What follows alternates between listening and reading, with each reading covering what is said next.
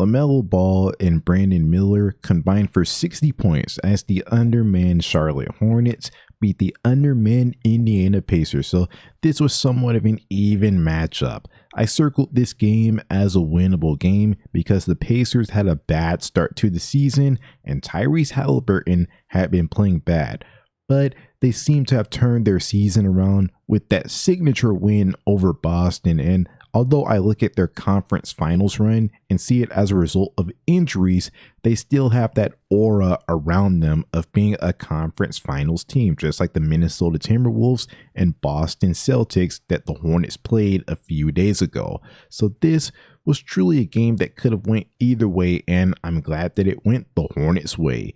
Before I get into the game, I have to talk about the pre-game injury report. In the Pistons game, Miles Bridges got a hyperextended knee and will be re-evaluated in 2 weeks. And that's just re-evaluation. That doesn't necessarily mean he'll be ready to play. But this forced T-John to start. Then there were some smaller scale injuries on the injury report, like Nick Smith Jr., Grant Williams, and Brandon Miller, but they all ended up being good to go. In the first quarter, the starters played well, even T-John getting the assignment of guarding Miles Turner. So the main thing that I had a problem with was 1, the bench unit, and 2, Charles Lee just putting the bench unit out there like that, like an all bench lineup. Every game, it's up to the starters to compete because the bench unit had been slacking lately, especially since Trey Mann hasn't really had that explosive performance since the first Boston game. He played great here to close the quarter, which got the Hornets the lead, but I just can't ignore how the bench got the Hornets in a deficit and gave up a lead because of guys like Cody Martin and Diabate being very timid on offense and Grant Williams missing threes. In the second quarter, LaMelo was horrible, probably because he got scratched in the eye. Like, he even missed 2 straight free throws after it, so he was off. I will say that the theme of this quarter wasn't defense, but it was bad offense. The defense was solid for both teams, but the Hornets really could have ran away with this game if they could hit some shots. Some plays that I hated involved Diabate and LaMelo, when Diabate just had bad awareness, wasn't looking to catch off the screen and roll, which almost led to a LaMelo turnover. Then when he got in the paint, he was too scared to take a layup, and that ruined the offensive possession. Then on the break, he had an easy layup, but he couldn't catch LaMelo's pass. Stuff like that was really keeping this game close. In the third quarter, the Hornets offense started off bad because of the extra attention being brought to LaMelo, and the Indiana Pacers offense started to look like the same offense from last season. But Brandon Miller caught fire from 3-point distance. 17 points in the third quarter actually got the Hornets the lead after they trailed by double digits in this game.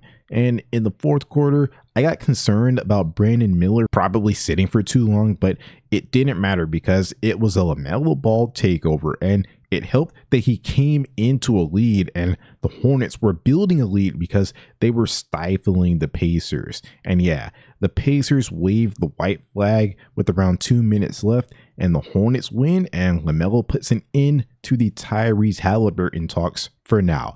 I don't believe in head-to-head matchups, and whoever wins or whoever has a better head-to-head matchup record is a better player, because that's ridiculous.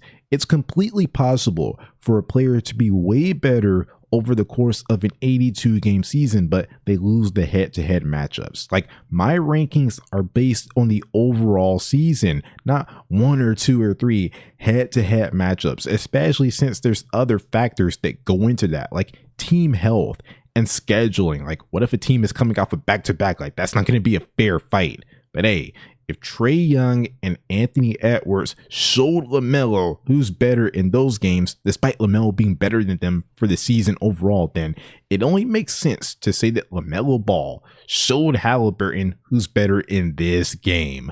Now it's time for player performance grades. LaMelo is going to get an A-. He shot horribly. His percentages are definitely going down, but he performed well in other aspects of the game until he could find his shot in the fourth quarter, where he just took over and allowed the Pacers no chance to come back. Brandon Miller is going to get an A+.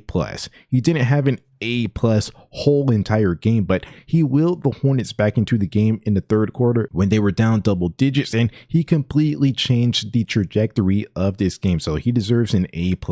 Josh Green is going to get an F. He didn't really make a big impact out there. T-John is going to get a B. He just ran around out there and rebounded. Like, he was all right, but I just didn't like how he couldn't catch LaMelo's passes. Solid defense sometimes, but he's an offensive liability.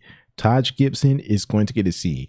Didn't play that much, and when he played, he gave up some threes to Siakam, but I don't really think that Siakam is like that, so it's not going to take away from Taj's grade. He started and provided what he could for a 39-year-old.